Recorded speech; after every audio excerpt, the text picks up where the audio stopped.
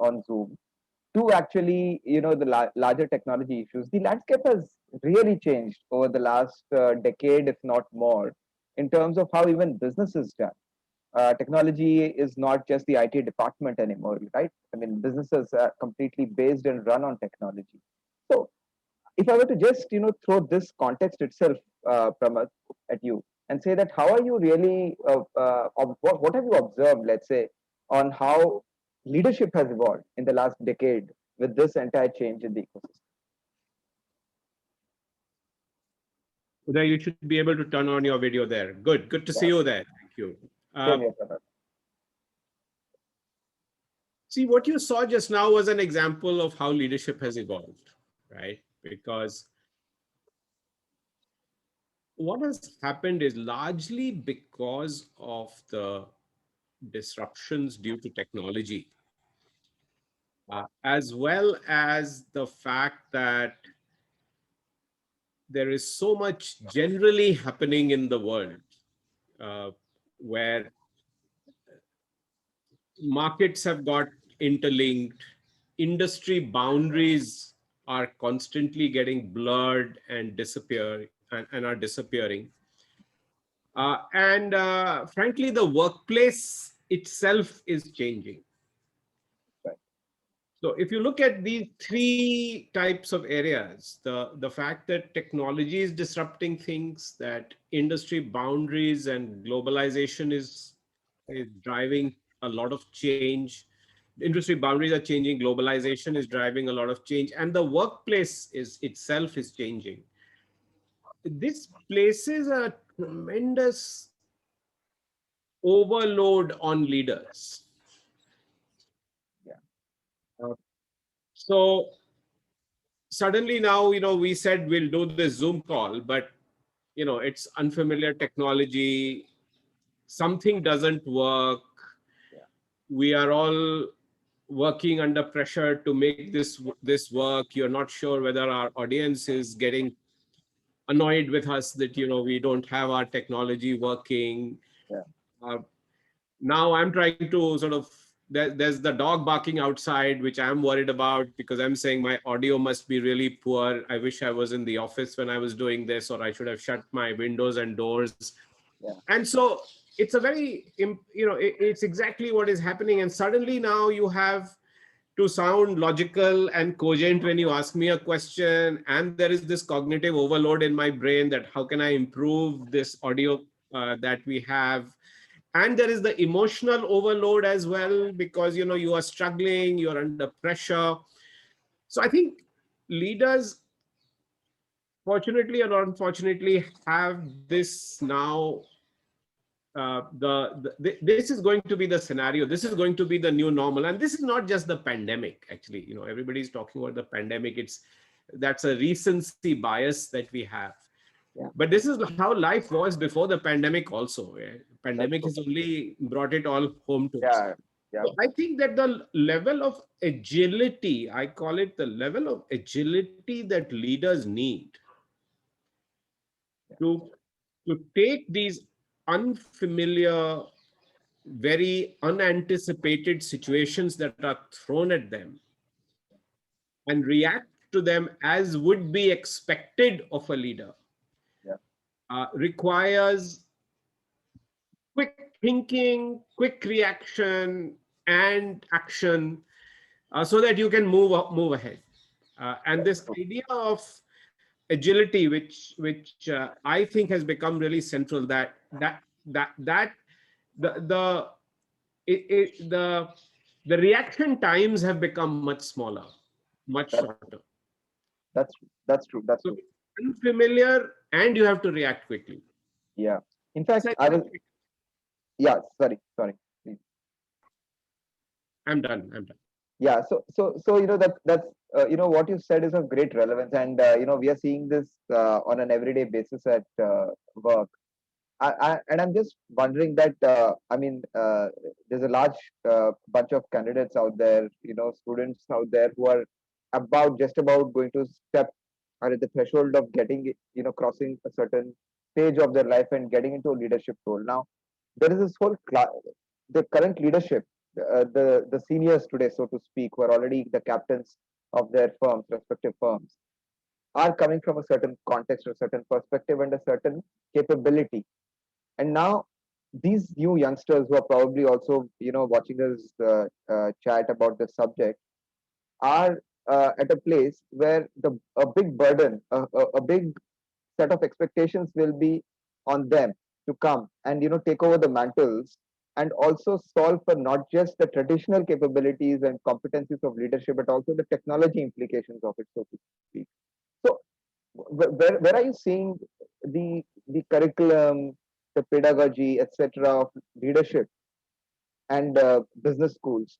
Are you seeing that evolve? Are you seeing that happen? What's the perspective on that? So Uday, the challenge is that markets change much faster than educational institutions and business schools. So I think there is an acknowledgement to that in all of us who are involved in education around the world, even in India. There is acknowledgement that technology has to play a central role. Yeah, You take an area like liberal arts, which is what Ashoka focuses on, and traditionally it was humanities, social sciences, and what people don't know, also natural sciences like math and physics, chemistry, biology. yeah, But at Ashoka, we've included computer science. And this is true the world over. yeah, Now, even in business schools, technology has become a big part of what business leaders need to understand. You need to understand how technology is going to help improve the internal productivity, the operations of your business, and make it more efficient and more scalable. Uh, you have to understand how you can use technology to connect to customers. That's what you see in all of e-commerce. We are using now delivery. Everything is being bought online, uh, yeah. uh, from fresh food to cooked food to clothes and what have you. Absolutely. So you need to understand how you can serve. You need to understand how technology is going to disrupt you and how can you use technology to disrupt others. Correct. There is all of this talk about data science, and it is real. It's not just talk. Uh, there is a large amount of data which you can use very intelligently to improve your business. Uh, there's a lot of artificial intelligence and machine learning that is being applied to basic data science to even improve uh, the further decision making and predictability of your business. So I think there is no going away from technology. Business schools are incorporating some of this, but you know what? At some level, what you all are trying to do at Bitsom, you have an advantage because you don't have to change anything. You can start afresh, and I think Absolutely. that's the joy of starting something new, Yeah. because you can start with the full knowledge of what you know and build for the future Correct. rather than change the past or the present. That's And right. it's like Absolutely. even in businesses, right? You if you have to transform and change and unlearn and relearn, it takes time. It's much harder. That's right. Now you are starting afresh, so right now at least Yeah. you Yeah. should be completely state of the art.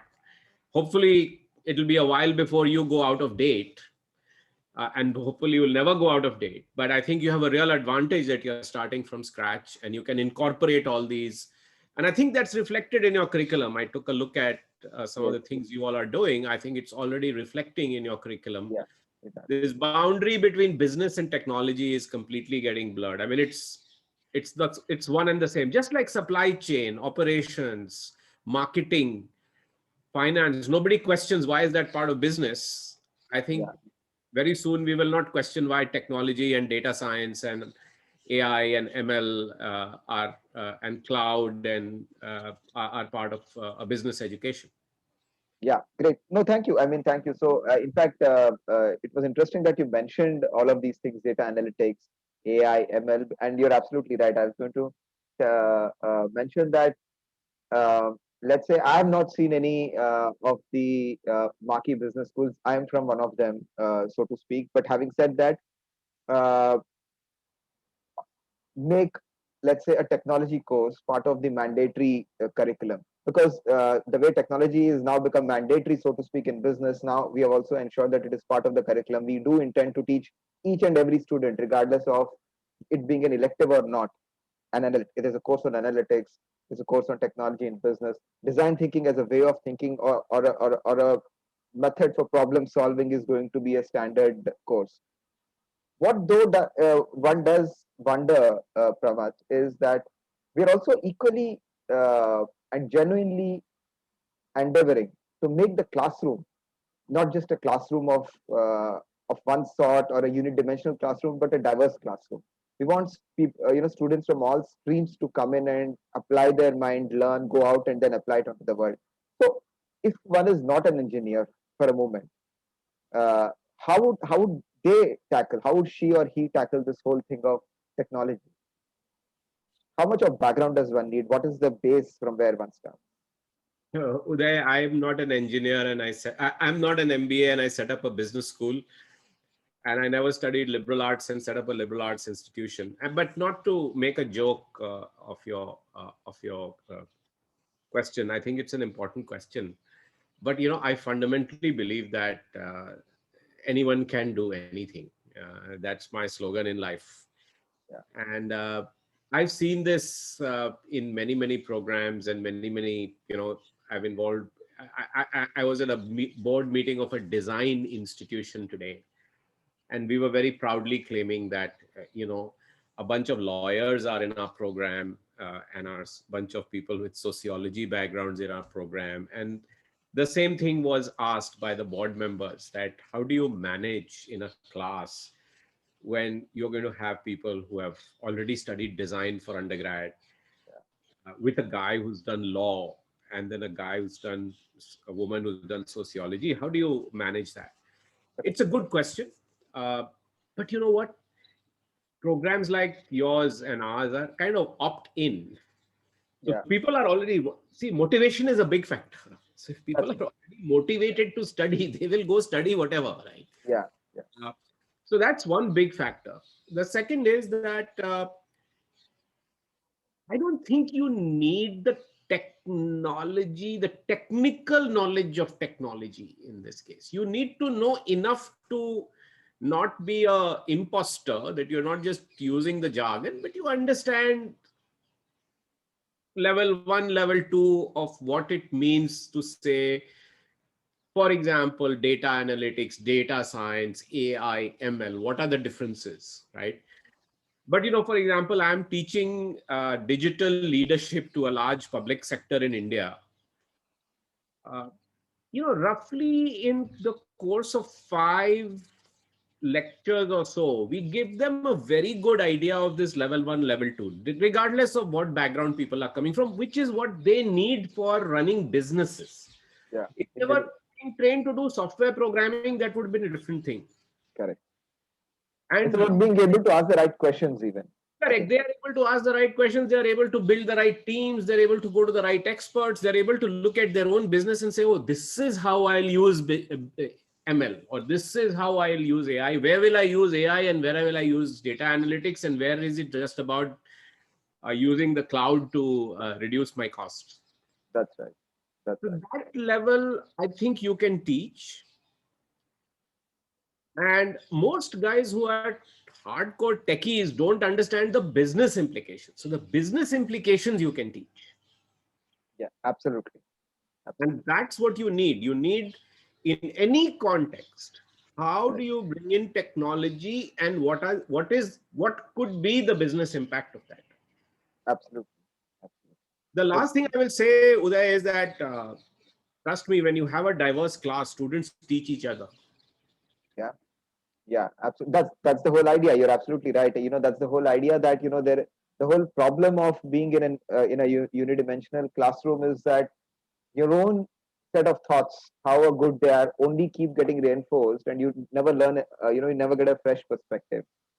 Yes. I think that is kind of solved for when you have a very diverse set of students who are in the class. So there is no doubt in my mind that any class in India has lots of engineers. And in the case of an MBA program, I find at even at ISB, Yeah, I'm sure at Bitsom, you will find that large number of engineers will be there. So if the non-engineers are not understanding something, their colleagues will quickly do a remedial class for them, if I can call it that, no, and teach them that. absolutely. No, in fact, I'll take a moment to recollect my own experience from about 12, 13 years ago to Bangalore. And, I was someone who had 3 or 4 years of work experience already in my classroom.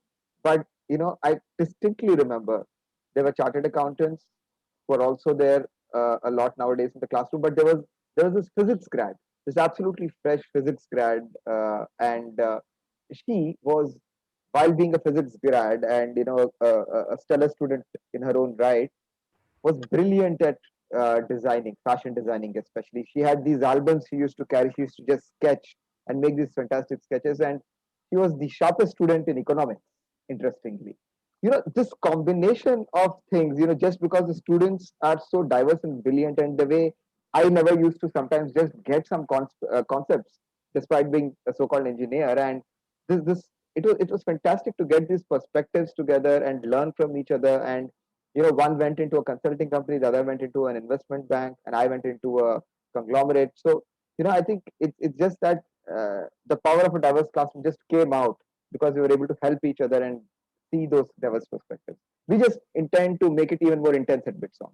So, I think your I think your instincts are absolutely right at Bitsom, and it the infusion of technology, the fact that people are going to be excited about doing the Bitsom programs so that they are ready to learn new things afresh if they have to, the fact that there are going to be people in the class who will teach each other, all of that will make it easy for anyone who feels a bit insecure or is scared that they will not be. It's a little bit like a history graduate doing an MBA who says, oh my God, how will I understand marketing? Or yeah, how will I know, how will I do microfinance? How will I do finance or microeconomics? yeah, Because I never had math in class, whatever, +2. correct, Uh, I correct. think people who come to do an MBA are way beyond that. They should be able to deal with any MBA level class, regardless of what they have studied before. So that's not a concern, I think. Absolutely, absolutely. On that, a similar note, actually, slightly different point, but the other thing which I was really wondering, and I thought I should take your perspective on, Pramath, is this whole emphasis on a global experience. You know, the fantastic institutes that we do have in this country already uh, don't necessarily deliver a full global experience. Some do, some don't. While we at Bitsom, 90% of our faculty is coming from either a Wharton or a NYU Stern or a Kellogg or an INSEAD. That's where they're coming from, and we hope to bring in a lot of global perspective through our partnerships, etc. The question that I really have is that, on one hand, while the students from benefit will all of this, possibly a large chunk of the classroom will also be ending up working in India. So, how do you use this global perspective? How do you balance it with the local context?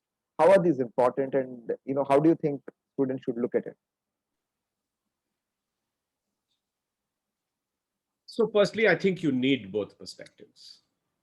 In today's day and age, it's extremely important to uh, be able to open your minds to what's happening in the rest of the world. Yeah, of course. My guess is, Uday, that the kind of student you are going to get at Bitsom get knows India well enough. A lot of people will come with work experience, mind you. Yeah, Uh, Generally, the trend is that people tend to do MBAs with work experience, though it's also quite possible that in Bitsom, lots of people will come with directly from college, and that's great too. So the people with work experience will bring the local context and perspectives into the classroom. yeah, Plus, because it's a 2-year program, there is a opportunity to work on in the local context in the summer internship, though I'm sure some people would want to go abroad for that summer internship, and maybe yeah, possible. yeah, Uh, they will be doing projects locally. The Bombay location makes it really fertile for Bitsom to work with lots of companies in the area, and that also allows for a lot of guests speakers from industry to come in. yes, And I think you do have some lots of faculty who are also teaching, who are visiting, but they're also from who've been in India as well. So I saw some of the names. yeah, A lot of the foreign faculty that you're getting have also worked in India, by the way. So they are not people who are totally foreign that in that sense. They all have a love for India. They've been consulting for companies in India. They've had. yes, yes, So for all those reasons, I think that there will be a definitely enough of an Indian perspective, and some of the international perspective will come from faculty, but the faculty will also learn from our students. And that's what the magic happens in the classroom. We somehow assume that when faculty come in, they'll inject all of us with the big knowledge they bring. But the great faculty who teach well, and I can see some of the people that you have, some of them have actually taught at ISB before, and I know some of them from before also. They are very skilled in jointly creating learning in the classroom. yeah, They want to learn as much as from the students as they want to impart, and they create a more a discussion and an exploration in the classroom of concepts and ideas and practical experience. So right, for all of those reasons, I think you will see. And finally, the students, I think at Bitsom will also get to do study abroads and so on, which I'm sure with the BITS Pilani connection, you will anyway have with many, many institutions around the world where you already have institutional collaborations. And I'm sure you'll do more from a business school perspective. So I think all in all, this can be almost seen as a seamless experience. One advantage that you all have is the 2-year MBA.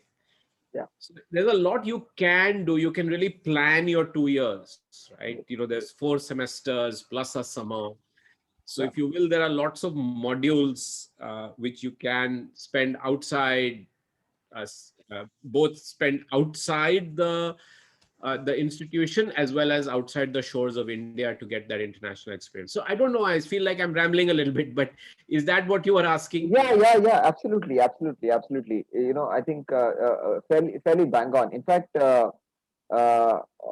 on that note, in fact, you also mentioned a very interesting thing about the Mumbai being a location, and hence are being able to access and get in a lot of industry experience and exposure. And uh, on that aspect, I also had wanted to again ask you your experience on the right mix of uh, theoretical pedagogy and experiential problem solving. So for example, one of the things that we do plan to do apart from having a summer internship is that a student can start, let's say, a certain project in year 1, and we allow the student to carry that project till the end of the second year. So it could be a probably a business plan where the student might want to go out and actually start her own boutique store for a moment, and then we ensure that all her projects are centered around that, she gets the right guidance, etc.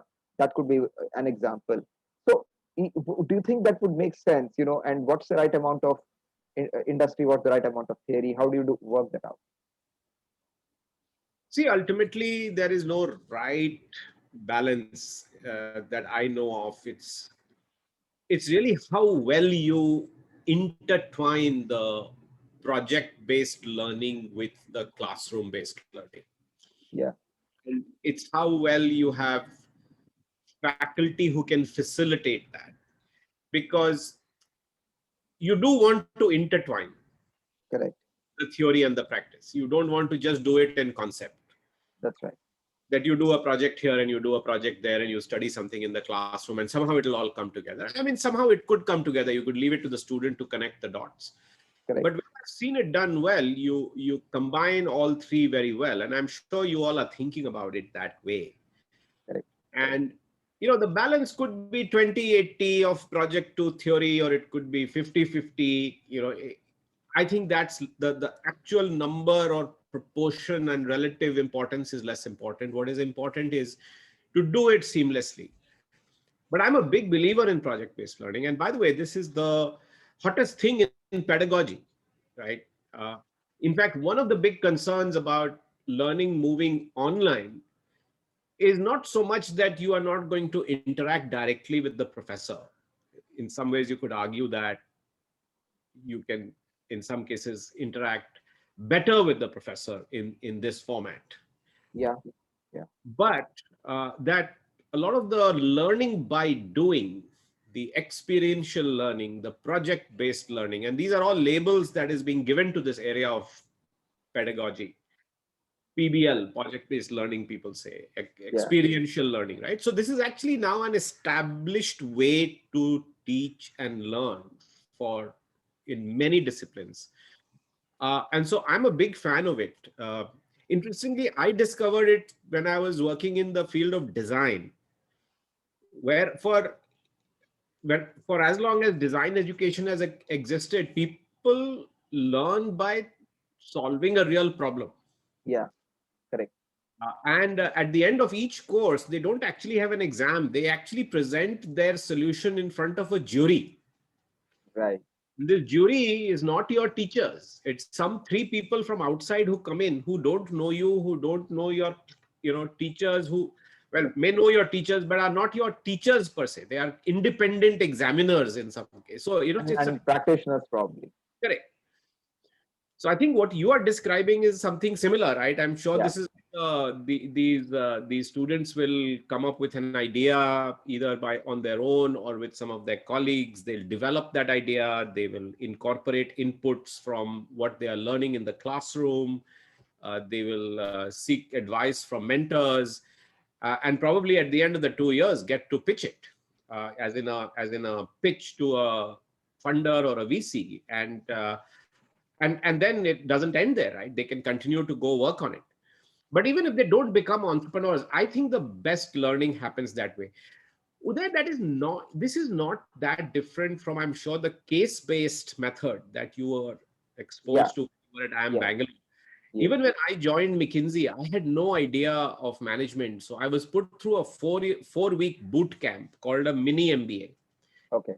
And I have never forgotten that, because that whole 4 weeks was taught through a simulation. Right.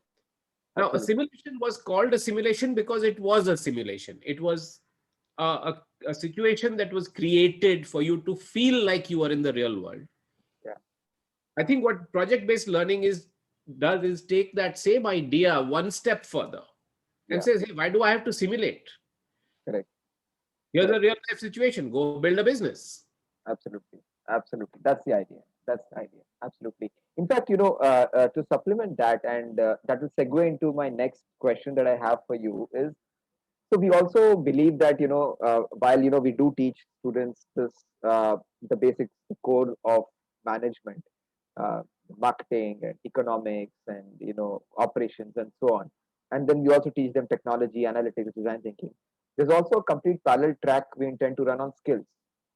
There could be students something as basic and of need on a daily basis like MS Excel, or presenting to the a business leadership, uh, or let's say even understanding psychology, working with teams, team dynamics, understanding the whole philosophy of leadership. This entire set of things we intend to teach them in parallel, and this is also mandatory.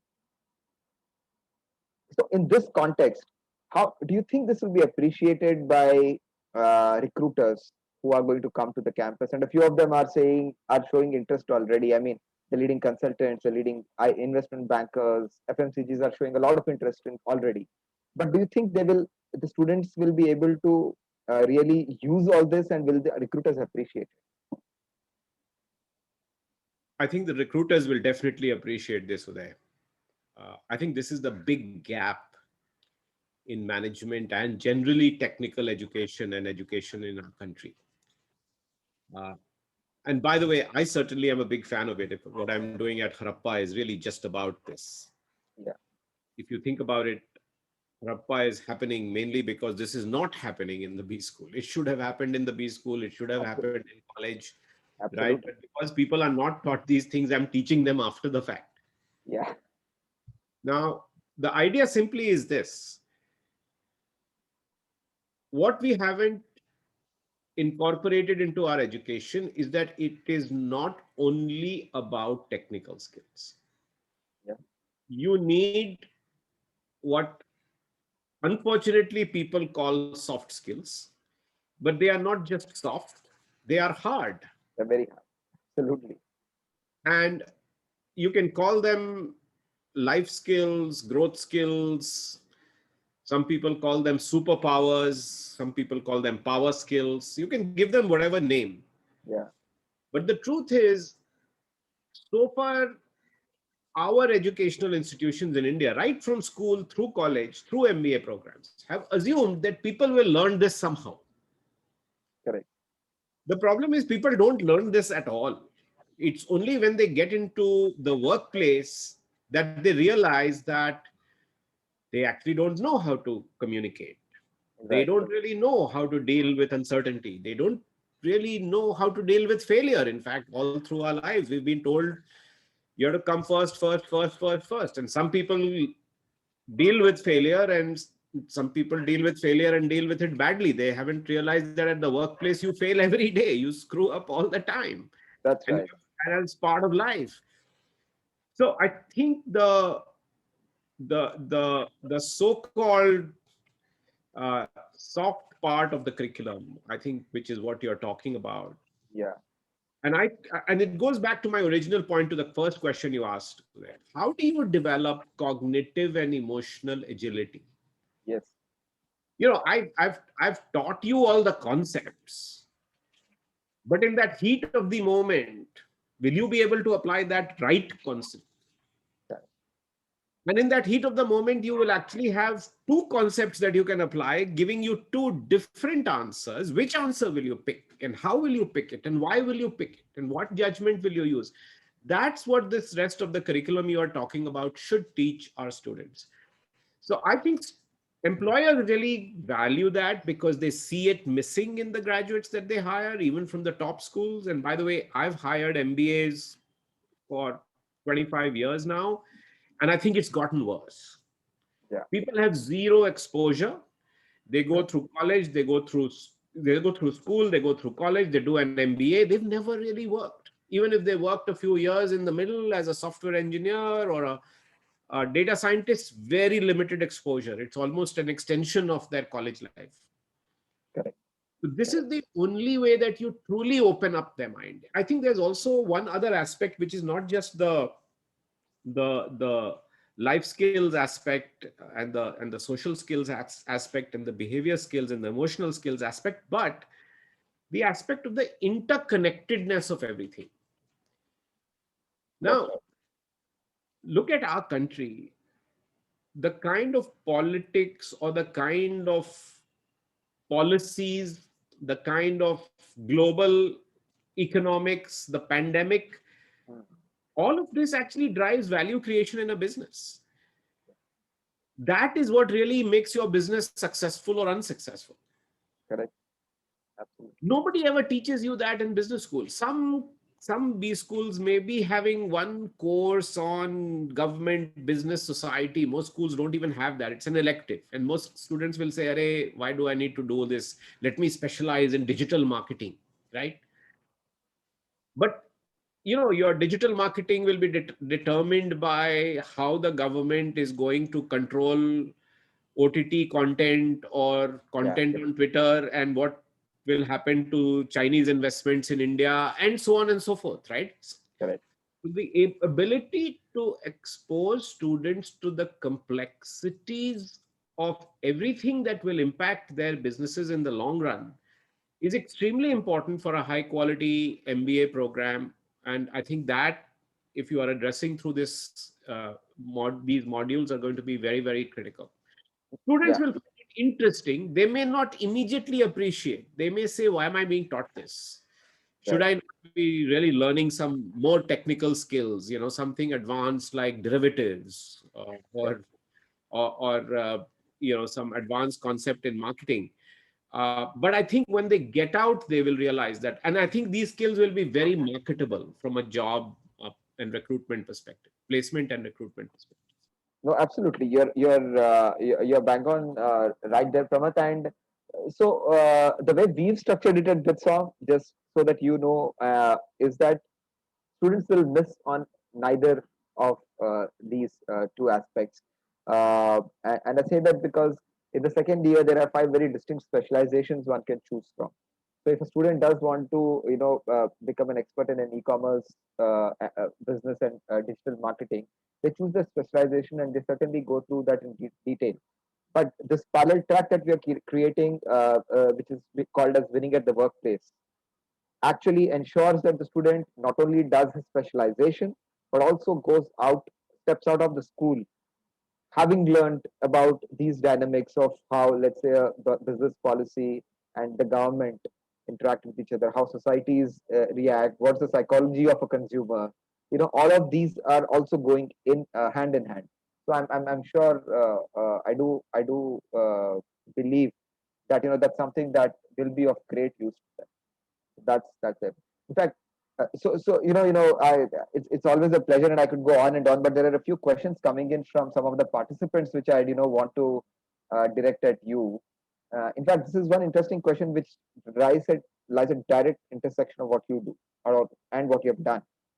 So one of the participants, Sarvagya, is asking that how can an undergraduate, a new undergraduate who's directly getting into a MBA program without experience, work on his or her profile to get into, let's say, a consulting career after an MBA? Uh, Consultants really look for generalists. So they all MBA programs offer the chance for you to be a good generalist because there's enough courses to do. Consultants, the best consulting firms typically look for at least their biases for smarts.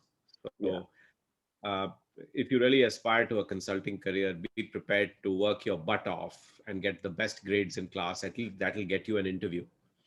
yeah, Uh, and I think that will be a requirement for a good interview. Of course, there are many consulting firms. So that's right. if you want to aspire to the best firms, then it's good to secure a place by making sure that the necessary condition is that you should have done well in relative to your colleagues in the class. Unfortunately, consulting firms tend to be snooty, so they will look for the best in terms of the marks. Yeah, But more importantly, I think some of the skills that we were talking about, yeah, I can tell you and I often tell students this, that there are only four things on a consulting assessment form when you are hiring. How smart is this person? How good a communicator is this person? yeah, Is this person going to work well in teams? Because consulting is a team sport. yeah, And fourth, does this person have drive and aspiration? yeah, Consultants are people who are generally very driven, yeah, very energetic. Timelines are tight. You can't say I'm too tired to work, or I'll do it tomorrow. You need people who are very, if I may say so, A-type in terms of being driven. yeah, So I think if you can demonstrate those skills through the course of your MBA, through the project work that you do, the team group work that you do, and develop your communication skills, because tracking the interview and particularly the case interviews, which will require a combination of your smarts as well as your communication, is really what you can develop. So I think if you're very clear that that's what you want to give a shot to, then I think developing these skills, and especially now that you have a 2-year window to do that in a program like the one that Bitsom is offering, yeah. I think it doesn't matter if you don't have experience, you can develop these skills. And by the way, these skills will always help you if you don't want to do consulting or you can't afford to do consulting. Absolutely. Most companies would love to have these skills in an MBA that they're hiring, even if they are without experience. Correct. Correct. Thank you. Um, so one of the questions that I have is slightly abstract, but if you answer this question, then it will actually help Bitstorm. So Saundarya is asking that thoughts become things, quote unquote.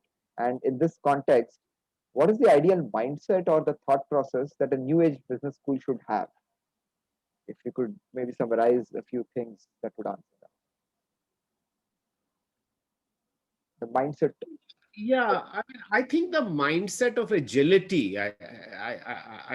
Maybe I'm too wedded to what I was saying, but the agility to keep pace with the changing times, Yeah, and I think to be constantly at the leading edge and constantly changing and evolving with the needs of the market. Listen, at the end of the day, business schools are serving a very clear purpose. yeah, They are providing leadership to companies and management. yeah, Everyone who needs management doesn't have to be only for profit, but yeah, largely people will go into for profit companies who need managers who will ultimately become leaders. yeah, absolutely. And as we said, the market for MBAs is evolving really quickly. So how Correct. do you remain responsive Yeah, to the changing needs? I think things are going to change a lot. yeah, I think curricula will have to constantly evolve. I think our faculty across B schools around the world will have to relearn and upskill themselves as much as the students that they are trying to upskill yeah, correct. in the future. So I think blended learning and lifelong learning will become very much part of the MBA curriculum. The learning won't stop with the 2 years. So I think that's what the business school needs. The business school needs agility, and agility means innovation. It means moving quickly. It means responsiveness. It means being entrepreneurial and passionate about what you do. To me, Correct. that's really what it is about. And I don't know if, uh, I mean, there may be other things that one can talk about, but that word is kind of stuck in my head, even with regard to the values of a B school today. Yeah, yeah. No, perfect. Perfect. Thank you. I have two questions and they're similar, so I'll go with them together. Naren is asking that he is a computer science student, and he's interested in finance as a career. So will a 2 year MBA be sufficient for me to be industry ready in terms of financial firms? A. And Soumya is asking a very similar question in a slightly just different context. And the question is that what are the kinds of qualities and skills I need to pick up during these 2 years to become a human resources professional? So the answer to the first question, I think you said, Naren, is Yeah, absolutely that is an absolute yes. I mean, that's what a 2 year MBA is meant for people like you. See, while MBAs are also, as I said, catering to the marketplace, the biggest thing people achieve through an MBA is the pivot. yes, The word now is pivot. Earlier, when I was there growing up, this word didn't exist with regard to careers. But all of you who will apply to MBA programs yeah, are necessarily looking for a career pivot. right, And what people really, MBA is the only degree that allows you to do a career pivot. yes, It's the only program that allows you to make a shift. And so, absolutely, I think in the financial industry loves people with a tech plus finance background, because finance is becoming very tech enabled. In yeah, fact, finance lends itself to tech enablement. So if you have the computer science skills of not just programming, but understanding how to use computers to do analysis and very intuitively see where technology can be applied into finance, which will be, I think, a natural ability that you will bring, then I think you will be very well positioned after a 2 year MBA, where you'll do enough finance, because you'll do finance in the core, you'll have finance electives, and you'll get a lot of exposure to finance. So I have no doubt in my mind that this computer science plus finance will be very potent for the traditional kind of banking and finance jobs, but also, of course, the new exciting area of fintech, right? So I think you're very well positioned that way. The other question was about human resources and organizational behavior, yeah. or What kinds of qualities and skills would I need to acquire was Soumya's question to be a human resources see, professional. I think this understanding of human behavior, understanding of leadership, because ultimately a human resources professional is one trying to help and guide people to becoming better leaders over time. That's their commitment to people. How do you, as a human resource professional, enable the organization and the managers of the organization to make everyone successful? Is one big skill and trait that you will pick up. And in an MBA program, you pick up these skills through the leadership courses, through the organizational behavior courses.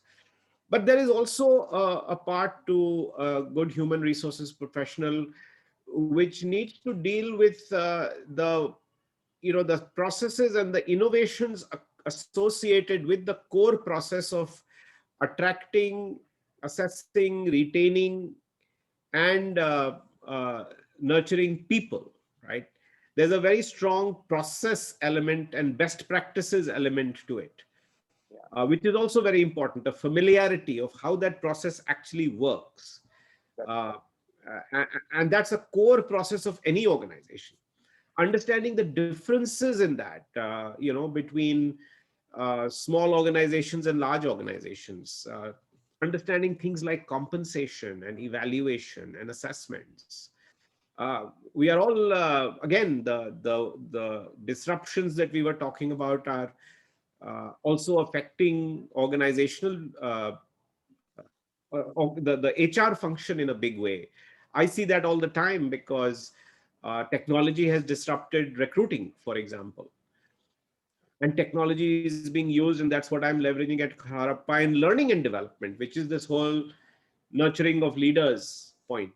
So I think that's a whole, every area is so rich today with changes and how things are evolving that all of you who are going to be doing an MBA are in for very interesting and exciting opportunities going forward.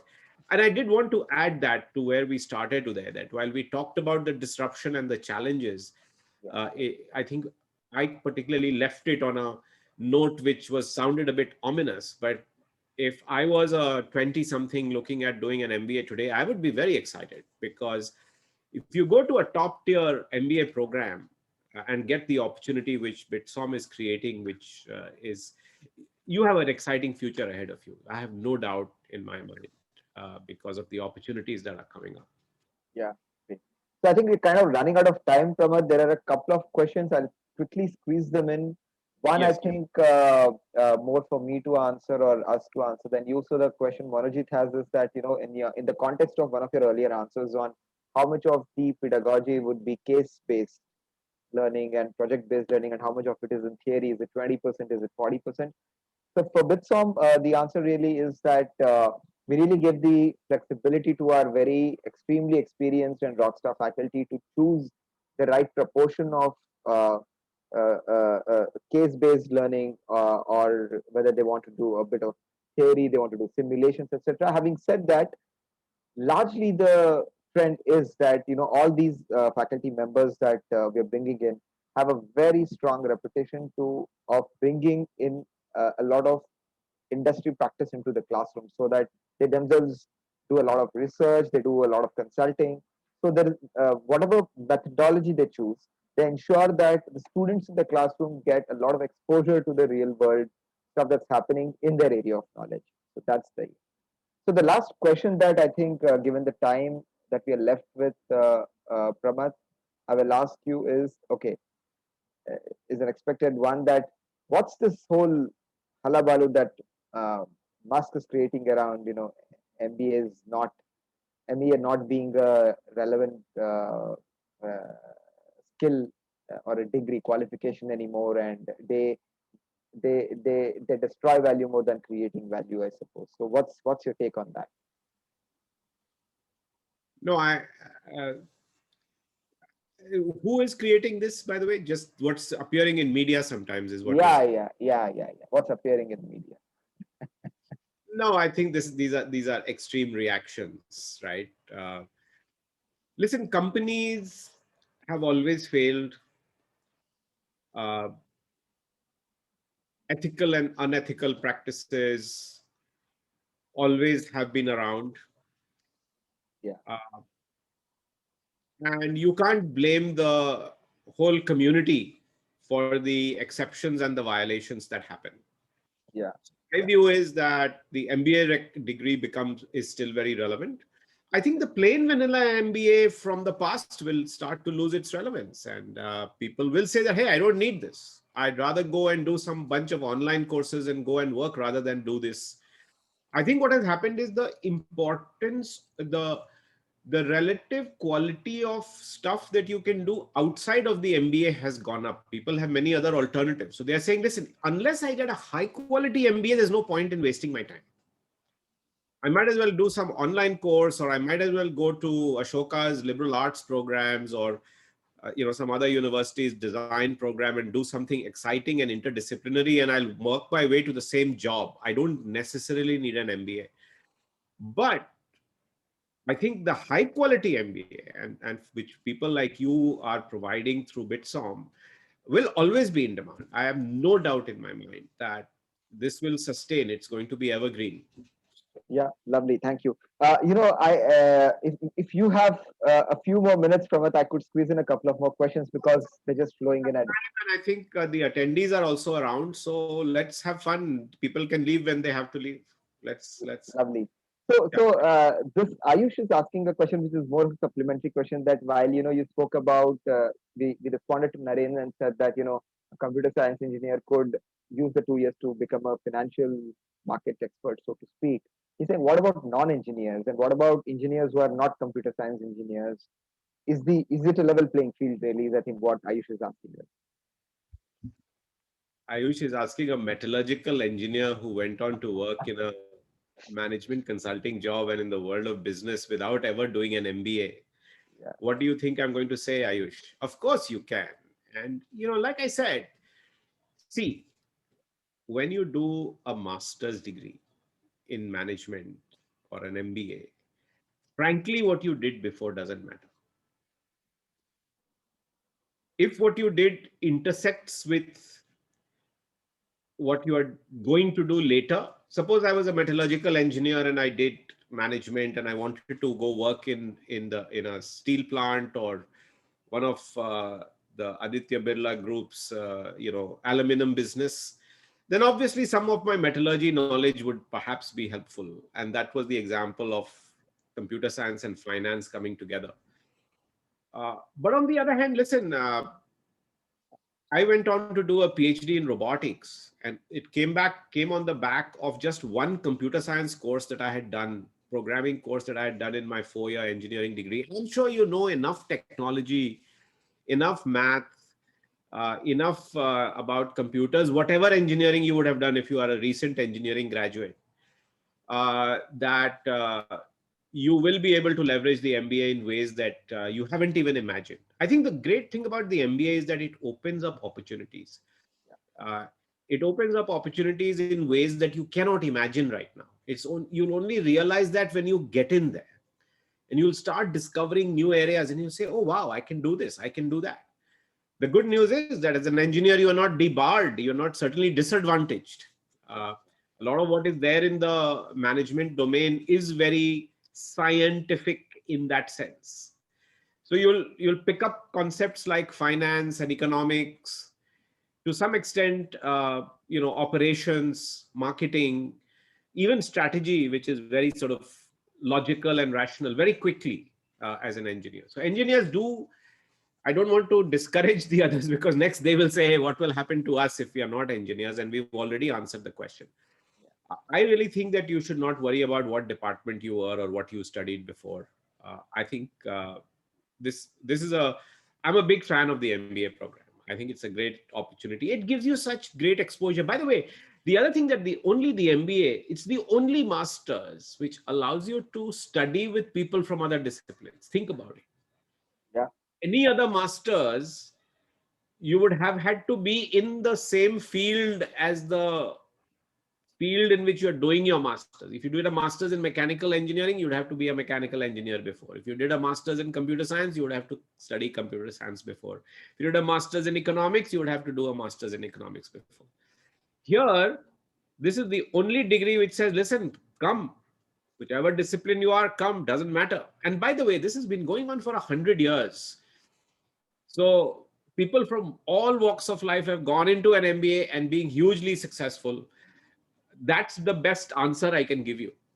No, that's fantastic. Actually, interestingly enough, Pramath, that segues into a question that I have here from Ravi Nair. Okay, very interesting question he asked, and it's almost like throwing a challenge at us, saying that you've spoken eloquent about all these things that you and I both.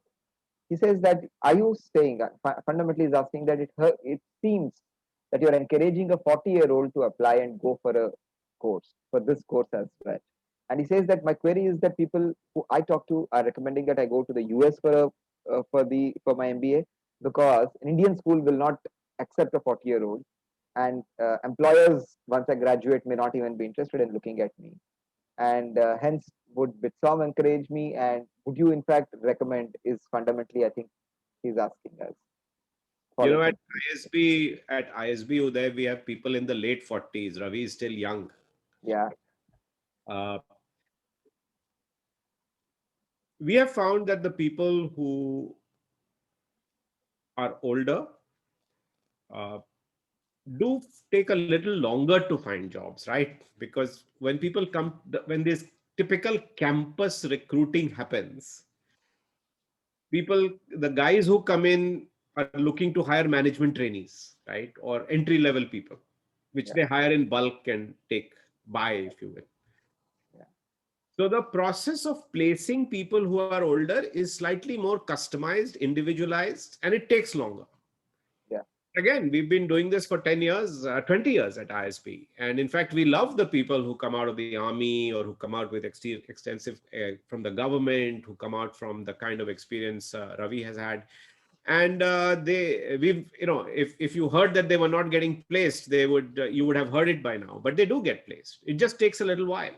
It happens through what is called lateral recruitment, right? People like Ravi would also not want the entry level jobs, right? So they do want a little bit uh, recognition of the work that they have done. He's actually, so I want you to continue to answer that, Pramath. I just want, so he's already posted a follow-up question, so to speak, and he says that, he's coming from a project management background, and do you think that, I'll be able to carve out a more wholesome profile when I step out and diversify into a different, Absolutely, I think project management is a much needed skill. yeah, Leadership is only about getting stuff done, and if you are already accomplished in that, then the theoretical underpinnings of management yeah, actually make you stronger and a more complete professional. 40 is a young age. People are talking about working life now extending till 70s and 80s. Hopefully you don't need to work, but you may want to work yeah, all the way to that stage. So I think it's worthwhile to make an investment. With regard to US and India, the choice is very simple. See, if you're going to spend money on doing an MBA, just go to the best school you can get into, and take a call that way. Uh, I think there are very few top-notch schools in this country. You can count them on a handful. I think you all are building the one that yeah, will count amongst the top-notch. Some of the IIMs have this PGPX program, which is for people like Ravi. ISB, of course, is there. And of course, abroad, there are programs. But frankly, if I am getting into a program abroad, I would measure the quality of that program against the Indian options, the top Indian options, because the value for money that you'll get from the Indian option is way higher than probably the $200,000 that you will spend in even any institution in the US, and especially if you are spending it on a B grade or a C grade institution, then I would certainly weigh it in favor of Indian institutions of top quality. yeah. That's useful. So leads us to probably truly the last question. Trilok asks you, Pramath, that why are top schools and good programs, quality programs, restricting classroom sizes? And when you can get a very good quality, best students applying, why don't increase the opportunity size? And don't you think it should be a dynamic classroom size? Of course, you should increase the opportunity size to as many as you can get, uh, but of a certain quality. You see, that this is not to do with management or business schools. It has to do with how you build institutions. Unfortunately, people who are of a certain caliber don't want to be in the classroom with people who are very different in caliber from them. Yeah, Uh, and that is just a human reaction. I mean, it's like, who are the friends you hang out with? You hang out with people correct. who you can engage in a Very conversation with. similar. Yeah, So I think that's all people are trying to do. On one hand, which is your point about supply of students, if I can call it that. Uh, so yeah, I mean, ISB went from 128 students to 1,000 MBAs, and that was a tenfold jump over the first 10 years, 2 campuses, and so on. So of course you keep expanding, and the other constraint is that in the classroom brick and mortar model, you need faculty. Uh, so as long as you can keep adding faculty and not diluting the experience for the last student who comes in, the marginal capacity that you build has to be of the same quality and standard as the first section of students that you got. You can't compromise on quality. And there one is limited by the availability of faculty, the availability of infrastructure. A lot of campuses, particularly the best schools, would like to have residential campuses. And they need more residents. I mean, you may have heard about the big controversy at IIM Ahmedabad because yeah, they tried to break down some of the old hostels to create new hostels. They are actually trying to do what Trilok is suggesting, that, yeah, hey, let's expand capacity. correct. But they felt, and I would also feel that, hey, if now people have to live outside the campus in Ahmedabad, unlike the rest of the students, then it just takes away the experience. And so they Correct. become limited by their infrastructure. So there are all kinds of constraints that one has to work with, which is largely faculty, if you ask me. But yeah, I think all of us who are building educational institutions have an obligation to educate as many students as we can provide high quality education to, particularly in a country like India. Correct. Absolutely. Correct. Correct. Great. So I think, and I'll probably sunset this session with Ankur's question, where Ankur has asked that, what's the kind of cohort that the first class at the from B will be. And Ankur, I can tell you that what we are endeavoring to do is can be described in a few words. Uh, Certainly very, very high quality. And when we say high quality, we're not talking only about a score coming from an entrance test. We will be looking at the consistency with which you have delivered in your past academic life as well. And for us, that is more a testament of your drive and your ability to persist with a very high quality output. We are also very, very keen to get on individuals who have a very, very strong personality. What do I mean about what do I mean when I say a strong personality is that you will be going through an interview process. You would have seen the application form. There are a couple of essays that you're supposed to write about yourself and your experiences. We want fundamentally individuals in the classroom who have what we like to call as uh, a trait where they are going to challenge themselves, they'll challenge the school, and they'll challenge the status quo, right? So if you're coming here, we assume that you are here to break the mold. You could have easily gone to one of the more established schools, but you have taken the opportunity to pursue a course at Bitsom, which is not teaching just the traditional MBA, but bringing in a few elements which are not available at all in any other Indian school today. An opportunity to do a full parallel track which teaches you perspectives and skills, like as I said, right from basic skills to advanced skills apart from the courses. There's an opportunity to learn from a truly global faculty in a full 2 year MBA.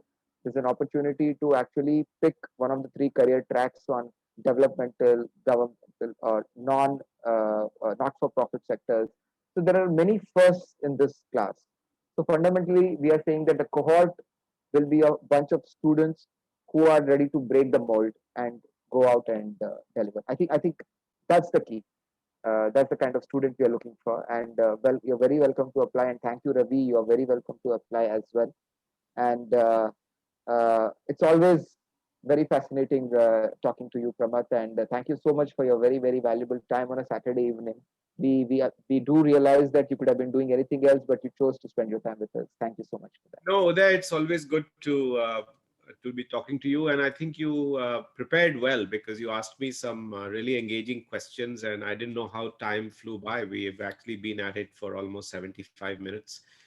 So Yeah. thank you for having me. All the very best, and I wish all the participants the very best as well. Those of you who are having doubts about, should I not? My big advice to students is, listen, decide once you get in. Right now, just apply. Right, there is no cost of exploring. There's no cost to exploring. So why agonize about, will it fit me? Will it matter? Will it be the right thing? Am I too old? Am I too young? Computer science, engineering, non-engineer. Just put in the application and do a great job of putting the application. Getting in is tough in most schools. So if you make it, then you worry about and agonize about whether should you do it, should I do it from this school or that school. Till then, I would say just apply. Thank you there. Good night. Thank you, Pramath. Thank you, Narottam, Sampurna, and the Bitsom team for inviting us. Thank you. Good night and all the best to all the participants.